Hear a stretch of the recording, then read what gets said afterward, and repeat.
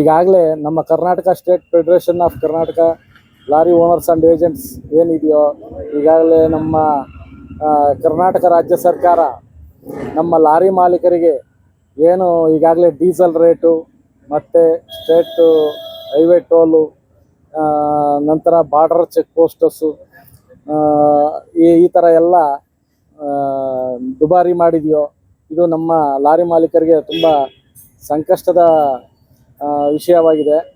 ಇದು ನಮ್ಮ ಲಾರಿ ಮಾಲೀಕರಿಗೆ ತುಂಬಲಾಗದ ನಷ್ಟ ಆಗಿದೆ.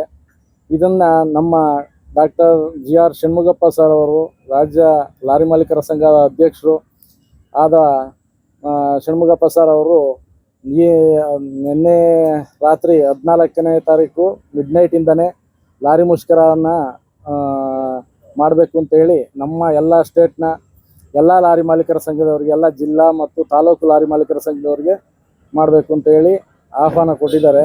ಅದರ ಪ್ರಕಾರ ನಾವು ನಮ್ಮ ಚಿಕ್ಕನಾಯಕನಹಳ್ಳಿ ತಾಲೂಕು ಲಾರಿ ಮಾಲೀಕರ ಕ್ಷೇಮಾಭಿವೃದ್ಧಿ ಸಂಘದಿಂದ ಮಾಡ್ತಾಯಿದ್ದೀವಿ. ಈ ದಿನದಿಂದ ನಮ್ಮ ರಾಜ್ಯ ಸರ್ಕಾರ ದಯವಿಟ್ಟು ನಮ್ಮ ಮನವಿಗೆ ಮಣಿದು ಡೀಸೆಲ್ ರೇಟ್ ಏನಿದೆ, ಟೋಲ್ ಟ್ಯಾಕ್ಸ್ ಏನಿದೆ, ಮತ್ತು ಬಾರ್ಡರ್ ಚೆಕ್ ಪೋಸ್ಟ್ ಎಲ್ಲ ತೆರವುಗೊಳಿಸ್ಬೇಕು.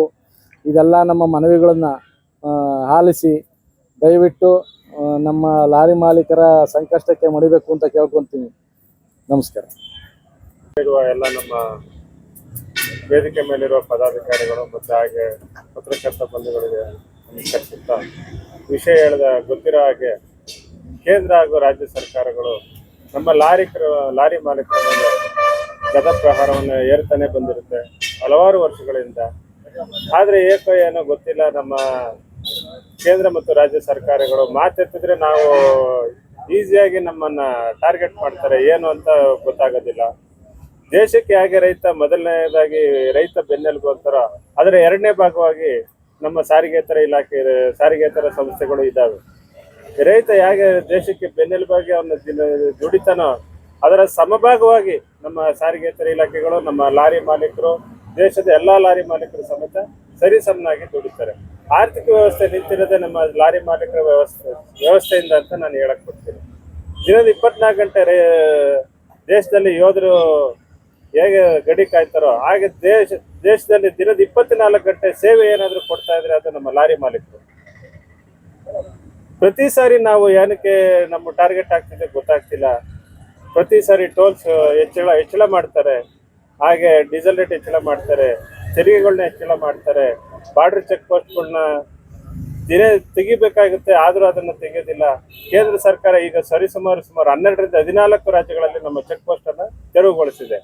ಇನ್ನೂ ನಮ್ಮ ದೇಶದಲ್ಲಿ ಸುಮಾರು 18-20 ಚೆಕ್ ಪೋಸ್ಟ್ಗಳು, ಬಾರ್ಡರ್ ಚೆಕ್ ಪೋಸ್ಟ್ಗಳು ಇದಾವೆ. ಅವನ್ನೆಲ್ಲ ತೆರವುಗೊಳಿಸ್ಬೇಕು. ಈಗೆಲ್ಲ ಆನ್ಲೈನ್ ಸಿಸ್ಟಮ್ ಆಗಿರೋದ್ರಿಂದ ಈ ಚೆಕ್ ಪೋಸ್ಟ್ಗಳು ಏನಕ್ಕೆ ಅನ್ನೋದು ನಮ್ಗೆ ಈಗಲೂ ಅರ್ಥ ಆಗ್ತಿಲ್ಲ. ರಾಜ್ಯ ಸರ್ಕಾರಗಳು, ಕೇಂದ್ರ ಸರ್ಕಾರಗಳು ಟೋಲ್ ಅನ್ನ ಏರಿಸಿದಾವೆ, ಆದ್ರೆ ನಾವು ರಾಜ್ಯದಲ್ಲಿ ತೆರಿಗೆಯನ್ನ ಕಟ್ತೀವಿ. 3 ತಿಂಗಳಿಗೆ ಒಮ್ಮೆ ನಾವು ನಮ್ಮ ಎಲ್ಲ ಕಮರ್ಷಿಯಲ್ ವೆಹಿಕಲ್ 3 ತಿಂಗಳಿಗೆ ಒಮ್ಮೆ ತೆರಿಗೆಯನ್ನ ಕಟ್ತೀವಿ.